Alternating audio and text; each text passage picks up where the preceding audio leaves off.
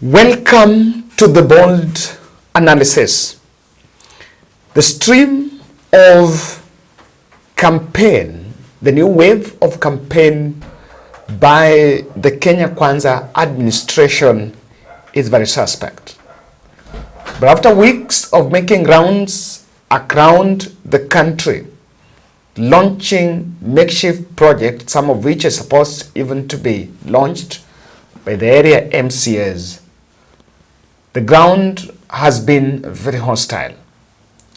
There is general reception is really showing that there is something that the political class is telling the population, and probably what they are telling the population is not what the population is expecting.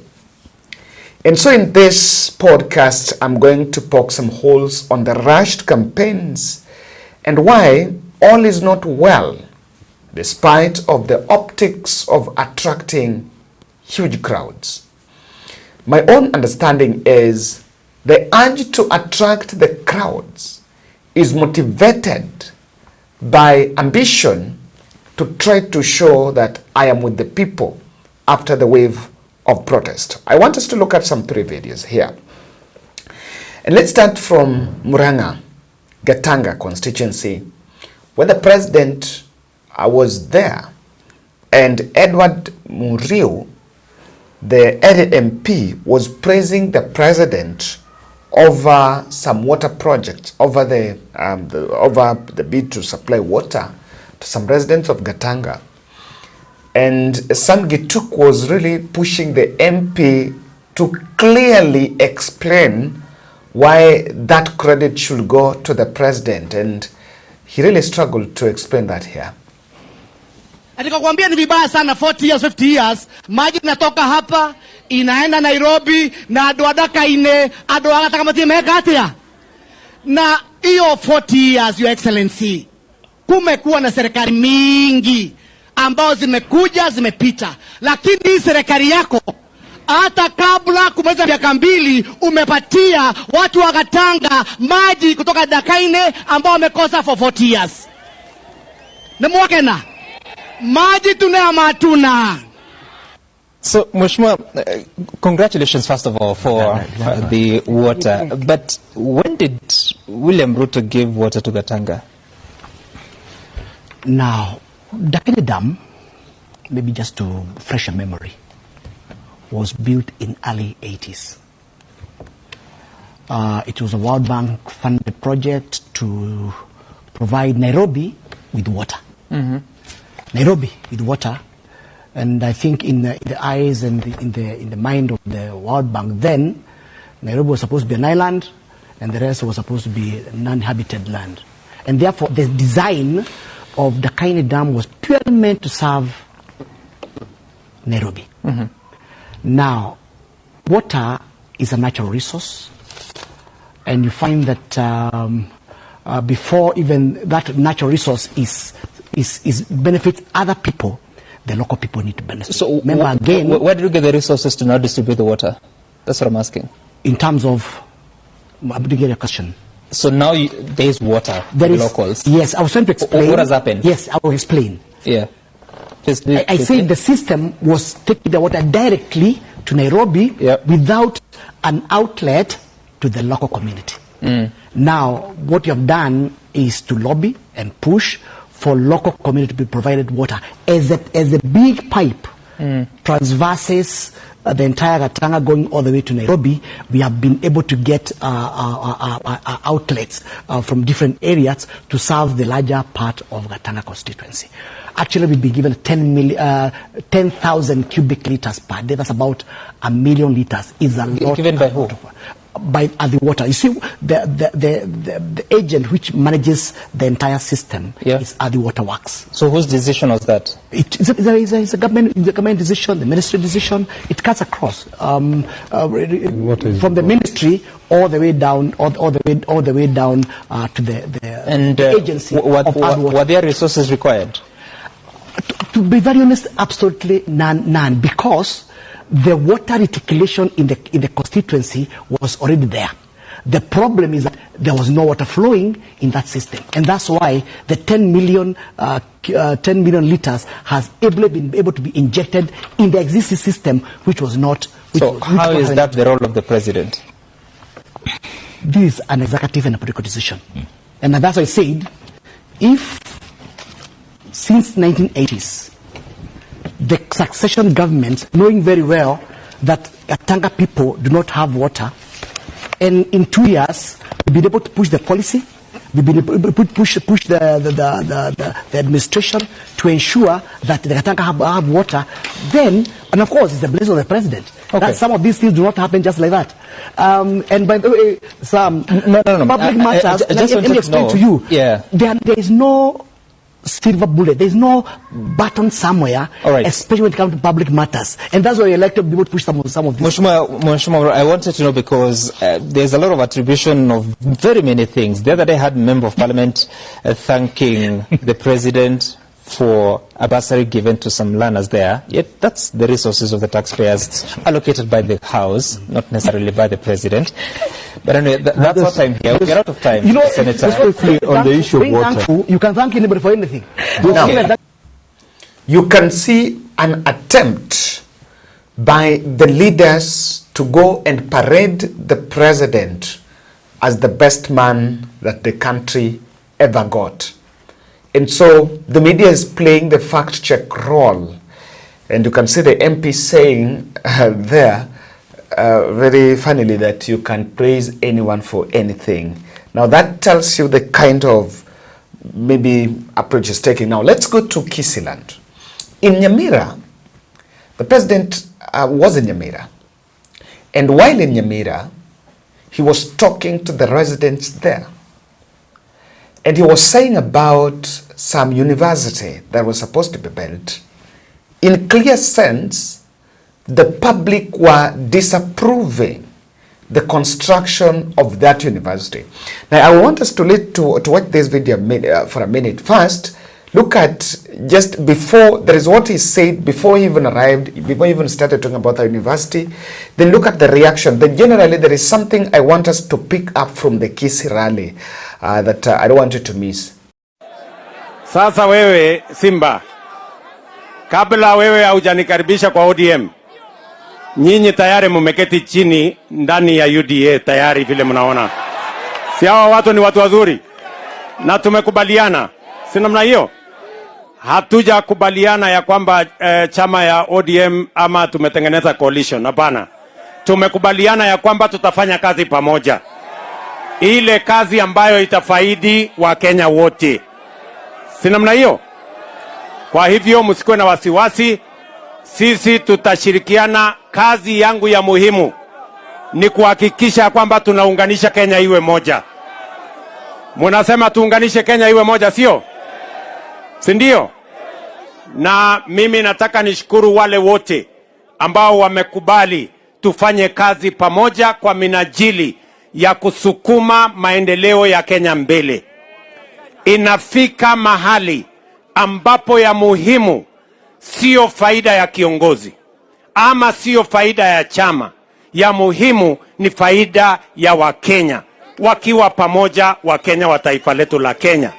Ya muhimu ikawa ni nchi yetu ya Kenya tuweze kushughulikia mambo ya maendeleo.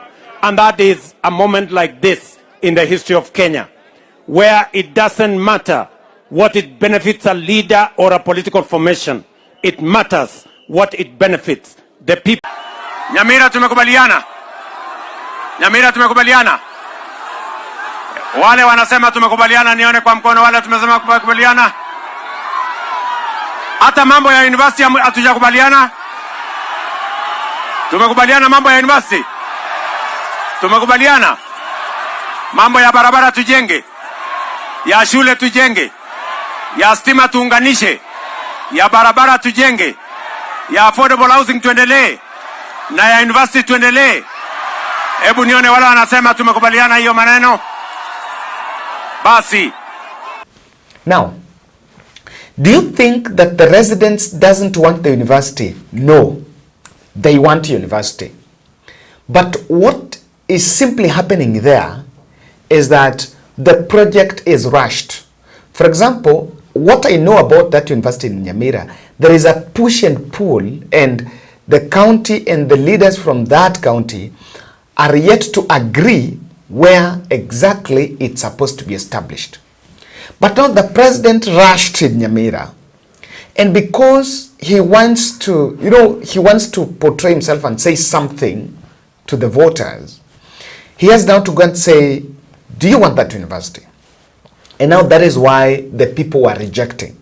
But even if you look at the overall mood and the way the people are reacting to what the president is saying, they are reading the political rhetoric.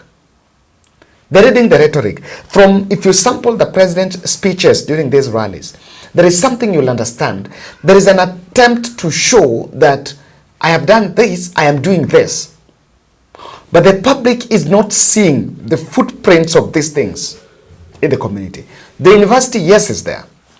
But do you think it's actually something, it's a priority? Does Kenya have a problem in universities? No. No. For example, I've been seeing politicians making this statement, I'm going to build you a university. If a university is built in that village, that university is not built for villagers, for people there. University is supposed to be universal for people around the world, for learners around the world. But it has the effect of boosting investments, and it creates it jumpstarts some town, and some residential houses can always be built around that area. So it has an economic effect there, but that is in the long run. However, when you're just talking to villagers and you tell them I'm bringing a university, it doesn't mean that if a university is built there, then any student who shall have passed or maybe failed will get to that university. That it doesn't mean so. The problem with our economy, with our education, especially at the higher education, is the funding, is not the availability of the university. So I think politicians are second guessing something like, for me it doesn't fall. So you can see the way it was a misplaced priority. Number 3 is this MP. I picked this MP was talking about labor migration, and someone might really help me.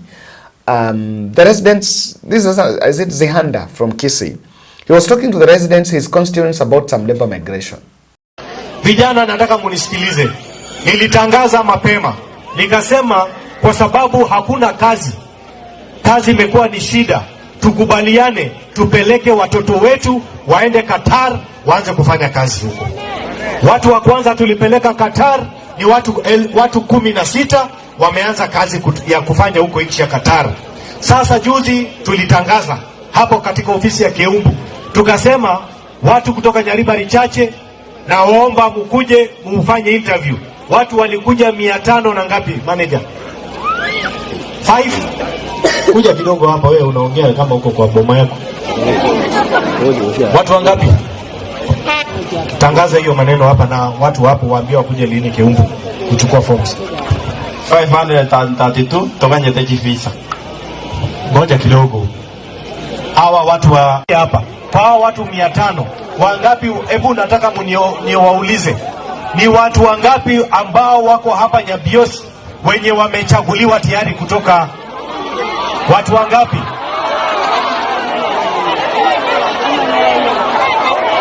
Ni watu wangapi? Nione kwa mkono.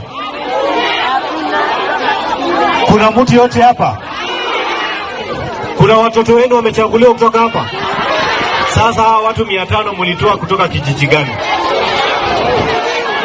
Kutoka abantu kwa Nyabiosi.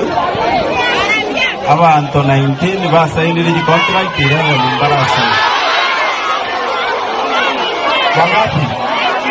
Abantu 19 basainire contract. Ile contract ya bango cha chile basaini. Hebu kwa mama. Josephat Ochiti, Richard Yombogo, Catherine Ochiti, Nongera, abuna basainire contract kwa kagenda. Haya, wacha niwasaidie. Sini mambo yoko kinyumba. kwa watu 500 wanasema watu 19. Swali yangu ni moja, kwa hao watu 19, hebu nione watu 5 wenye kwa hiyo 19. Kwa hivyo nataka tufanye namna hii, tukubaliane namna hii. Watu wangapi wako hapa wanataka kwenda Qatar?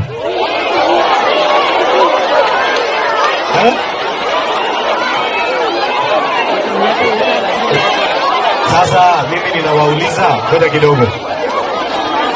Mimi nawauliza, nini mkiweka mkono juu muende wote, nitabaki na nani hapa? So wacha tuelewane namna hii. Manager, wewe simama hapa, unaenda hapa. Wewe ni mtu uko na makosa.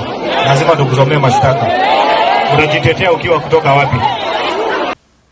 Yes, from that you can outrightly see people cannot see that labor migration. They cannot trace and say all of that crowd, no one person is saying my son or my daughter has benefited from it. In fact, look at this, mirrors the failure in labor migration that the president has been talking about. The labor migration, first, I'm even wondering how the MP is falling in it, because I'm not seeing any kitty where the MP can pay, can facilitate, unless he runs an agency which does that. But the way he's talking is like it is under the office of the MP. So the tools of political manipulation, for me, are not that much effective. The tool of, trying to ride on other projects and even projects that have not done just to win the public, to win the trust of the public, those tools are not very effective. And that labor migration thing, just using that example, it tells you that in spite of the president, we had the president saying in Mombasa, we'll even be paying for the ticket.